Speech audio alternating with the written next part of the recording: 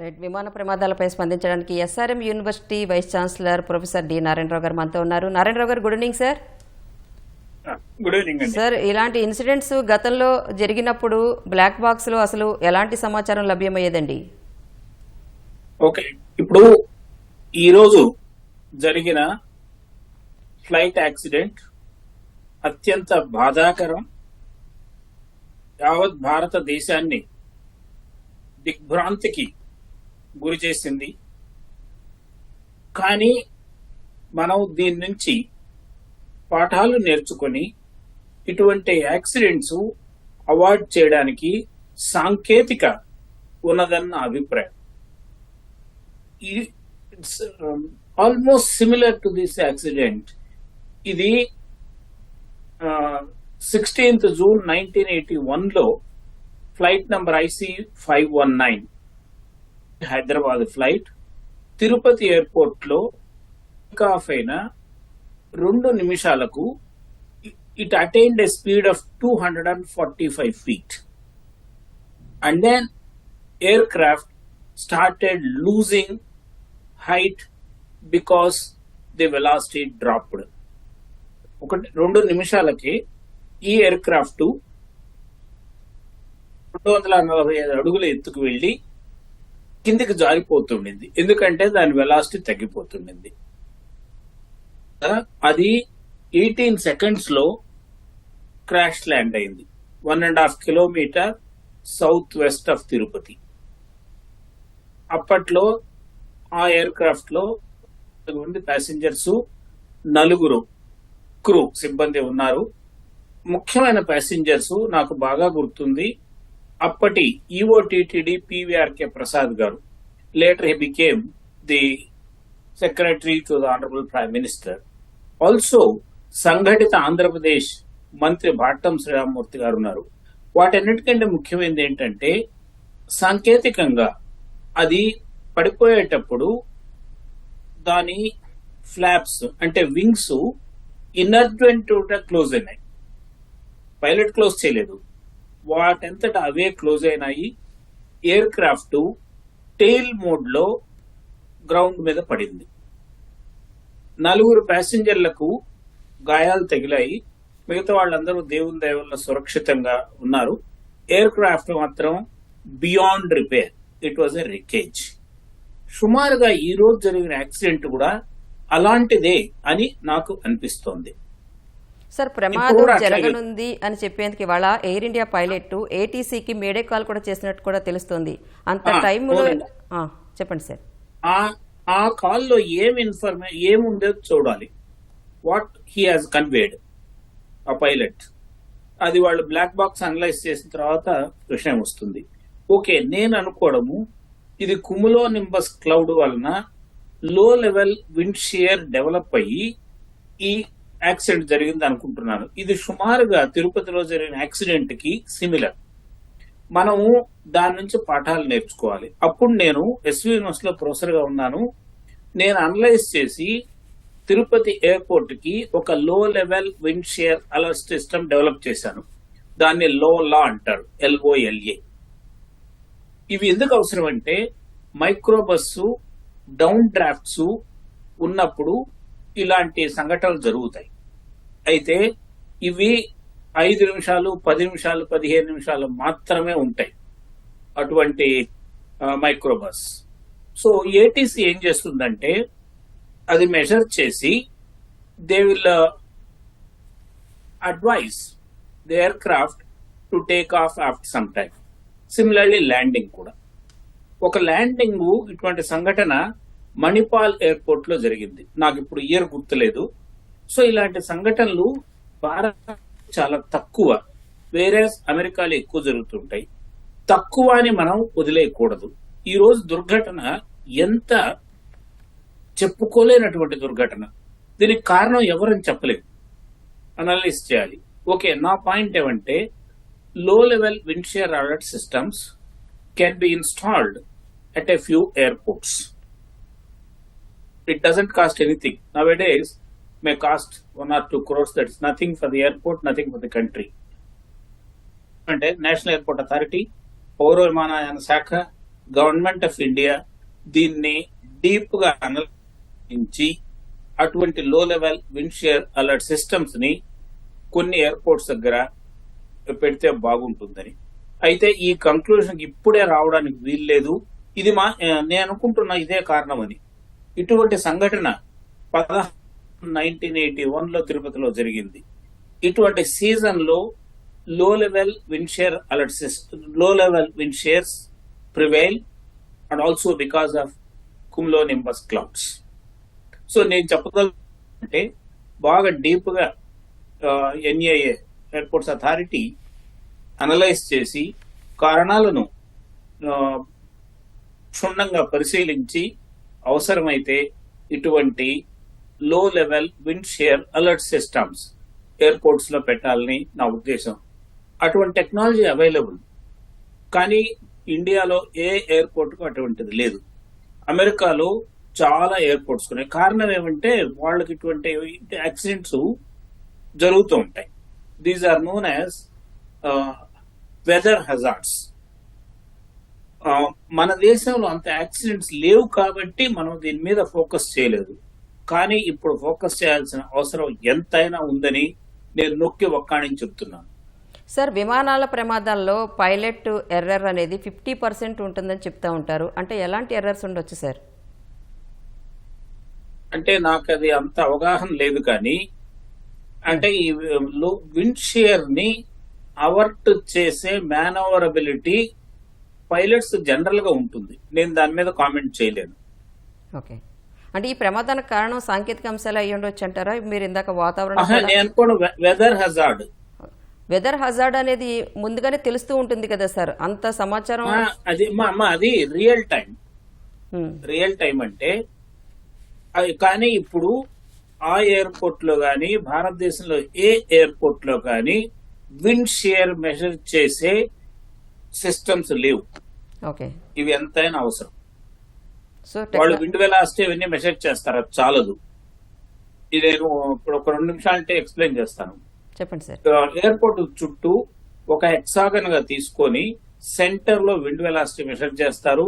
At the 6 vertices also wind velocity is measured. Centre కి ఒక vertex కి wind velocity 2 మీటర్ల కంటే ఎక్కువ ఉంటే it indicates hazardous wind shear. అటువంటి మెజర్మెంట్స్ ఇప్పుడు భారతదేశంలో ఏ ఎయిర్పోర్ట్ లో లేవు.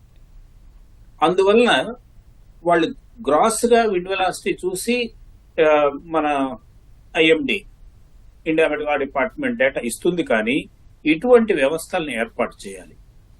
నేను ఎవరు తప్పు అని అనడం లేదు. మనం దీని నుంచి పాఠం నేర్చుకొని ఇటువంటి జరగకుండా చేయాలంటే లో level wind shear systems, Doppler రడార్స్ ఇవి ఇన్స్టాల్ చేయాలి. అలాగే విమాన ప్రమాదాలు అరికట్టేందుకు ప్రభుత్వాలు ఎలాంటి చర్యలు ఇంకా తీసుకోవాలంటారు? ఈ విమానయాన సంస్థలు కానీ విమాన తయారీ సంస్థలు కానీ ఎంతవరకు బాధ్యత ఉంటుందండి? ఇందులో విమానయాన తయారీ సంస్థది ఉందని నేను అనుకోవడం లేదు. ముఖ్యంగా ఎయిర్పోర్ట్స్ లో అఫ్ కోర్స్ ఈ సందర్భంలో చెప్పదలుచుకుంది ఏంటంటే ఈ వెదర్ హెజార్డ్స్ ని రియల్ టైంలో గమనించి ఎయిర్ క్రాఫ్ట్ కి ఎయిర్ ట్రాఫిక్ కంట్రోల్ అడ్వైస్ చేయాలి. ఇలాంటి ప్రమాదాలు టేకాఫ్ లో జరుగుతుంటాయి, ల్యాండింగ్ లో జరుగుతుంటాయి. టేకాఫ్ లో నాకు గుర్తున్నది 81 లో తిరుపతిలో. ఇప్పుడు ఇది ల్యాండింగ్ లో ఒక 8-10 సంవత్సరాల క్రితం మణిపాల్ ఎయిర్పోర్ట్ లో జరిగింది. ఇవి చాలా తక్కువ జరుగుతుంటాయి కాబట్టి ప్రభుత్వం గానీ ఎయిర్పోర్ట్స్ అథారిటీ గానీ దీని మీద అంత దృష్టి సారించలేదు అని నేను అనుకుంటున్నాను. అంటే సార్, టేక్ ఆఫ్ ల్యాండింగ్ రెండు కూడా చాలా కీలకమైనవి అని చెప్తూ ఉంటారు. కారణాలు ఏంటి సార్? అవును, అదే అంటే వెదర్ ఒకటి, ఇంకోటి ఏమంటే టేక్ ఆఫ్ కి కావలసినంత పవర్ ఆ మోటార్స్ ఇవ్వాలి. ఈ రెండు కీలకం. సార్, ఇవాళ జరిగిన ఇన్సిడెంట్ ఒక హాస్టల్ భవనం మీద కూలిపోవడం వల్ల హాస్టల్లో ఉన్న స్టూడెంట్స్ కూడా చనిపోవడం జరిగింది. అసలు విమానాశ్రయానికి ఎంత దూరంలో నివాస ప్రాంతాలు ఉండొచ్చు? వాటిపై అసలు డీజీసీఏ మార్గదర్శకాలు ఎలా ఉంటాయండి? ఓకే, ఈ ప్రపంచ వ్యాప్తంగా మార్గదర్శకాలు ఉన్నాయి. ఎట్లా అంటే ఇట్ ఈస్ నోన్ యాజ్ 1:50. అంటే ఇప్పుడు మీరు భవనం ఎయిర్పోర్ట్ కి 1 కిలోమీటర్ దూరంలో అనుకోండి. ఆ భవనం ఎత్తు 20 మీటర్ల కంటే ఎక్కువ ఉండకూడదు. సో మార్గదర్శకాలు ఉన్నాయి. ఎన్ఐఏ సివిల్ ఏవియేషన్ ఇంప్లిమెంట్ చేస్తోంది. యుఎస్ లో అండ్ అదర్ స్టేట్స్ లో ఎఫ్ఏ ఇంప్లిమెంట్ చేస్తోంది. ఇటువంటి డిస్కషన్ ఢిల్లీ ఎయిర్పోర్ట్ లో హోటల్స్ కడుతున్నప్పుడు వచ్చింది, weather they can be allowed or not అని. We argued and convinced that yes, they can be built. So 1:50 is the norm. అంటే హైట్ విషయంలో. ఓకే. అంటే విమానం కూలిపోయే ముందు పైలట్ ఎలాంటి హెచ్చరికలు జారీ చేసి ఉంటారంటారు? ప్రయాణికులకు ఆ సంకేతాలు అందే లోపే ఇది కూలిపోయిందంటారా? అవును, అంత టైం ఇక్కడ కనిపించలేదు. ఇప్పుడు బ్లాక్ బాక్స్ అనలైజ్ చేసి చూడాలి. అందులో పైలట్ ఏటీసీతో మాట్లాడింది రికార్డ్ అయి ఉంటుంది. What message sent? అతను ఏమన్నా ఎయిర్ క్రాఫ్ట్ లో టెక్నికల్ స్నాగ్ అని చెప్పాడా, లేదు ఇటువంటి హెజార్డస్ నేను ఎన్కౌంటర్ చేస్తున్నాను చెప్పాడని చూడాలి. సార్, బ్లాక్ బాక్స్ యొక్క విశ్లేషణ ముఖ్యమంటారు ఇలాంటి ప్రమాదాలు జరిగినప్పుడు. ఇది ఎప్పుడు అందుబాటులోకి వచ్చే అవకాశం ఉంది? దీని ఇన్ఫర్మేషన్ ఎంత టైం పడుతుందండి? నాకు తెలిసి 2-3 అవర్స్ లో కూడా అనలైజ్ చేయొచ్చు. దీన్ని అనలైజ్ ఎలా ఉంటుంది సార్ బ్లాక్ బాక్స్ లో? బ్లాక్ బాక్స్ లో రికార్డ్ అయి ఉంటాయి. అంటే బ్లాక్ బాక్స్ లో చాలా చాలా రికార్డ్ అవుతాయి. What wind velocity is encountering and with what speed, తర్వాత టైర్స్ థ్రస్ట్, తర్వాత engine thrust, motor power, so many parameters are recorded every of time, maybe perhaps every second or 2 seconds. అవి కాకుండా pilot air traffic control తో మాట్లాడుతున్న సంభాషణలు కూడా record అయి ఉంటాయి. సార్, వెదర్ హజార్డ్ అనేది అన్ఫార్చునేట్లీ జరిగితే దాన్ని ఏం చేయలేం, కానీ టేక్ ఆఫ్ కు ముందు వదిలేయద్దు, అట్లా వదిలేయద్దు. అప్పుడు కూడా భగవంతుడి దయకు వదిలేసాం తిరుపతిలో జరిగినప్పుడు. ఓకే. సాంకేతికత అప్పుడు డెవలప్ అయింది. ఎప్పుడు నేను చెప్పేది 1981. ఇప్పుడు ఇంకా మెచ్యూర్డ్ కండిషన్ లో ఉంది. మనమేం చేయలేము అనకూడదు. చేయలేనివి చాలా తక్కువ ఉంటాయేమో. ఈ విండ్ షేర్ ని మాత్రము అరికట్టలేము, కానీ మెజర్ చేసి the pilot can B advised take off for another 15 minutes. Nothing will happen. There may be delay in the flight. ఇప్పుడు చూడండి ఎంతమంది చనిపోయారు, ఎంత దురదృష్టకరం. అది కాకుండా మీరు చెప్పినట్టు ఆ మెడికల్ కాలేజ్ హాస్టల్ పైన కూలి వాళ్ళు చనిపోయారు. నేను సివిల్ ఏవియేషన్ మినిస్టర్ కూడా రాయాలనుకుంటున్నాను. ఇటువంటి లో level wind shared systems at some airports, at all airports also they can be deployed. It's nothing. It costs 1 or 2 crores per airport. సరే, ఈ విమానయాన శాఖలో ప్రమాదాల నివారణకి గతంలో ఉన్న కమిటీలు కానీ కమిషన్లు కానీ ఇంప్లిమెంటేషన్ ఎలా ఉందంటారు? ఇంకా ఫర్దర్గా ఎలా చేయాలంటారు? అంటే అవన్నీ బాగున్నాయి. ఇది చాలా అరుదుగా జరుగుతుంది కాబట్టి వాళ్ళు దాని మీద ఫోకస్ చేయలేదని నేను అనుకుంటున్నాను. చాలా చాలా అరుదుగా జరుగుతుంది. సో ఈ ప్రమాదాల నుంచి మరి నేర్చుకోవాల్సిన గుణపాఠాలు ఉన్నాయంటారా? ఖచ్చితంగా నేర్చుకోవాలి. నేర్చుకునేందుకు మరి ఎలాంటి వ్యవస్థ ఉండాలంటారు సార్?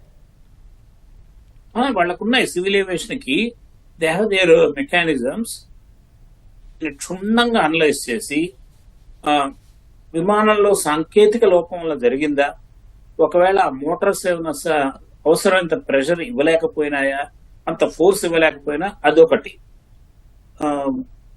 అట్మాస్ఫియర్ వాతావరణ పరంగా ఏమైనా ఇబ్బందులు వచ్చాయా అని చూసి వాతావరణ ఇబ్బందులకి దేర్ ఆర్ సొల్యూషన్స్. చాలా క్షుణ్ణంగా పరిశీలించాలి. ఏం జరుగుతుందంటే ఇది ఎప్పుడో 20 ఏళ్లకు ఒకటి కదా అన్నట్టు ఉంటాం, కానీ జరిగినప్పుడు ఇది ఈ రోజు జరిగింది ఘోరమైన ప్రమాదం. ఇటువంటి ఘోర ప్రమాదం ఈ మధ్య కాలంలో భారతదేశంలో జరగలేదు. అంటే ఎప్పుడో జరగడం కాదు సార్, ఈ మధ్య మనం తరచుగా వింటూ ఉంటున్నాం, చాలా సందర్భాల్లో మనం చూస్తూ ఉంటున్నాం కూడా. రన్వేకి సమీపంలో వచ్చిన తర్వాత విమానాలు తరచుగా కూలిపోవడం జరుగుతుంది. అంటే ఇటువంటి యాక్సిడెంట్ జరగలేదు. టర్బులెన్స్ ప్రతి సెక్టార్ లో వింటున్నాం. ఏదో ఒక సెక్టార్ లో, ఇప్పుడు ప్రతి సెక్టార్ లో నేను లాస్ట్ వీక్ 3వ తేదీ విజయవాడ నుంచి చెన్నైకి వస్తున్నాను. చెన్నైలో ల్యాండింగ్ అప్పుడు ఇంకా ఎయిర్ క్రాఫ్ట్ పడిపోతుందా అన్నంతటువంటి టర్బులెన్స్ ఉండింది. వాటికి కూడా టెక్నికల్ సొల్యూషన్స్ ఉన్నాయి. సార్ అలాంటి ఇన్సిడెంట్స్ జరిగినప్పుడు అక్కడ ప్రయాణికులకి ఎలా ఉంటుంది సార్ అసలు సిచ్యుయేషన్? ఓకే, కొంతమంది ప్రయాణికులు మొన్న నవ్వుతున్నారు, కేరింతలు కొడుతున్నారు. అప్పుడు అనుకున్నారు వాళ్ళకి ఆ గ్రావిటీ సిచ్యువేషన్ అర్థం కాలేదు, ఏదో ఉయ్యాల్లో ఊగినట్లు ఫీల్ అయ్యారు. నాలాంటి వాళ్ళకి తెలుసు ఇది చాలా చాలా డేంజరస్ సిచ్యువేషన్ అని. ఓకే, అసలు టేకాఫ్ కు ముందు యూజువల్ గా అన్ని తనిఖీలు చేసే పంపిస్తారు, బట్ విత్ ఇన్ 4 minutes లో 2 minutes లో ఇలాంటి ఎందుకు జరుగుతుంటాయి అంటారు సార్? కరెక్ట్. థరో చెకప్ చేస్తారు. ఇది international flight, the flight duration maybe about 8 to 10 hours, Ahmedabad to London. అన్ని థరో చెక్ చేసి వాళ్ళు అప్రూవ్ చేసిన తర్వాతనే the flight takes of.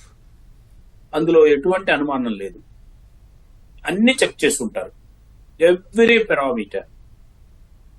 Even domestic flights కి చెక్ చేస్తారు, ఇంటర్నేషనల్ ఫ్లైట్స్ కి it's much more rigorous. It's a long duration flight.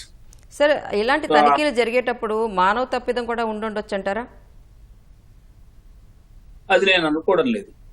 ఇప్పుడున్న automation situation లో మానవ తప్పిదం జరగడానికి అవకాశాలు చాలా చాలా తక్కువ. అంటే మీరు చెప్తున్నారు వెదర్ హజార్డ్ వల్లే జరిగింది వాళ్ళ ఇన్సిడెంట్ అని, బట్ నేను అనుకుంటున్నాను. వెదర్ కాకుండా విమాన ప్రమాదం జరిగినప్పుడు అసలు ఎలాంటి సమస్యలు తలెత్తే అవకాశం ఉందంటారు సార్? అది నాకు అంత తెలియదమ్మా. ఈ వెదర్ హెజార్డ్స్ మాత్రం నేను చాలా స్టడీ చేస్తున్నాను. తిరుపతిలో నేనే ఒక లో లెవెల్ విండ్ సిస్టమ్ అప్పుడు ఎస్టాబ్లిష్ చేసి డెమాన్స్ట్రేట్ చేసాం. నాకు అంత విమానయానాల గురించి తెలియదు, అంటే ఎయిర్ క్రాఫ్ట్ గురించి అంత టెక్నికల్ నాకు తెలియదు, కానీ హెజార్డ్స్, వెదర్ హెజార్డ్స్ మాత్రం నాకు బాగా తెలుసు. టెక్నికల్ గా చాలా డెవలప్మెంట్ వచ్చింది, సాంకేతిక పరికరాలు కూడా అందుబాటులోకి వచ్చినాయి. మీరు రియల్ టైం చేయాలని కూడా అంటున్నారు, అంటే ఎలాంటి చేంజెస్ రావాలి సార్? ఈ వెదర్ హెజార్డ్ కి నేను చెప్పినట్టు లో level wind share alert system, దాన్ని లా అంటారు, LOLA, అలాంటి ఎయిర్పోర్ట్స్ లో పెట్టడము, అవసరమైతే డాప్లర్ రాడార్స్, తర్వాత ఏమంటే మధ్యలో ఇప్పుడు సపోజ్ చెన్నై టు ఢిల్లీ మధ్యలో ఒక 10-20 విండ్ ప్రొఫైలర్స్ పెట్టి వెలాసిటీస్, విండ్ షేర్స్ మెజర్ చేసి the pilot can be advise. నేను వెదర్ విషయంగానే మాట్లాడుతున్నాను. Okay sir. సార్ ఫైనల్ గా చెప్పండి, గతంలో జరిగిన ప్రమాదాల నుంచి ఇంకా మనం ఎలాంటి పాఠాలు నేర్చుకోవాలంటారు సార్? మనము ఓకే, ఇది వెదర్ హెజార్డ్ అనుకుందాం. ఇటువంటి వెదర్ హెజార్డ్ ని ఎట్లా అవాయిడ్ చేయాలి?